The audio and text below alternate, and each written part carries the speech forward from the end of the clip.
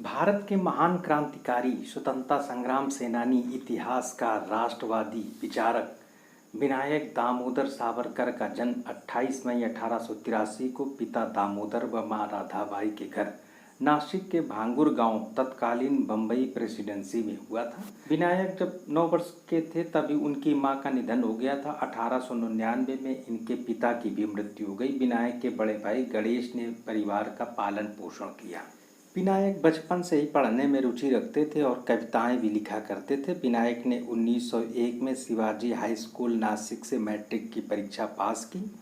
1901 में ही रामचंद्र त्र्यंबकम की पुत्री यमुनाबाई से विवाह किया। इनके एक पुत्र विश्वास व पुत्री प्रभात थे। भूषण कॉलेज पुणे से स्नातक की शिक्षा प्राप्त की। छात्र राजनीति में सक्रिय रहे। श्यामजी कृष्ण वर्मा छात्रवृत्ति प्राप्त करने के बाद 1906 में लंदन में कानून की पढ़ाई के लिए चले गए।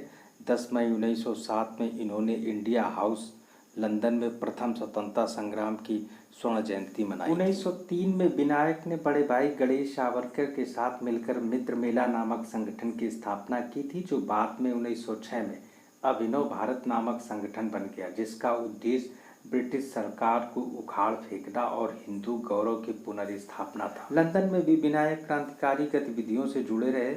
वो वहाँ फ्री इंडिया सोसाइटी व इंडिया हाउस नामक संगठन से जुड़कर क्रांतिकारी गतिविधियों को संचालित करते। विनायक ने 1857 के भारतीय विद्रोह पर the Indian war of independence नामक पुस्तक लिखी, जो ब्रिटिश सरकार ने इस पुस्तक को छापने से मना कर दिया, प्रतिबंधित कर दिया, जो हॉलैंड में छापी गई। बाद में ये भारत में आई। विनायक इटली के राष्ट्रवादी नेता ग्यूसेप मैज़नी के विचारों से बहुत प्रभावित थे। उन्होंने मैज़नी की जीवनी का मराठी भाषा में अनुवाद भी किया।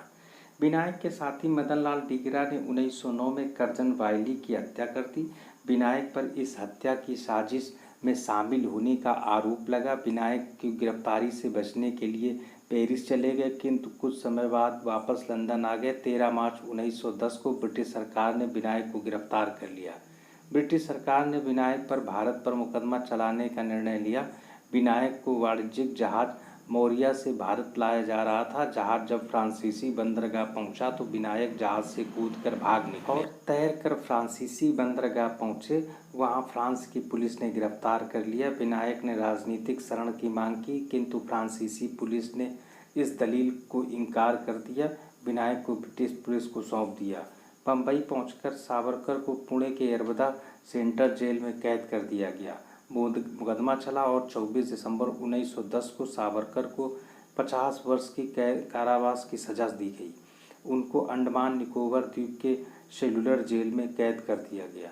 31 दिसंबर 1911 को दोबारा आजीवन कारावास दिया गया।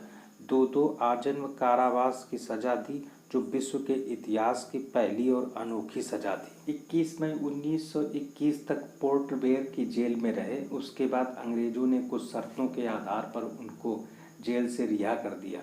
उसके बाद 3 साल तक सामान्य कैद के रूप में 3 वर्ष जेल में रहे। उन्होंने हिंदुत्व पर शोध ग्रंथ लिखा। 1931 में बम्बई में पतित पावन मंदिर की स्थापना की, जहां सभी हिंदुओं के लिए समान रूप से खुला था। 25 फरवरी 1931 को सावरकर ने बम्बई प्रेसिडेंसी में अस्पृश्यता उन्मूलन सम्मेलन की अध्यक्षता की। सावरकर जीवन भर अखंड भारत के पक्षधर रहे। विनायक ने भारत विभाजन का विरोध भी। सुस्त पड़ी अखिल भारतीय हिंदू महासभा को नया जीवन विनायक दामोदर सावरकर ने दिया। 1937 में वे इसके अध्यक्ष बने, फिर लगातार 6 बार इसकी अध्यक्षता की। 10 नवंबर 1957 को प्रथम स्वतंत्रता संग्राम के शताब्दी समारोह की अध्यक्षता की मुख्य वक्ता रहे। 8 अक्टूबर 1949 को पुणे विश्वविद्यालय ने डीलिट की उपाधि। नवंबर 1963 में पत्नी का निधन हो गया। 1 फरवरी 1966 को विनायक दामोदर सावरकर ने संथारा व्रत ले लिया और 26 फरवरी 1966 को बम्बई में उनका निधन हो गया।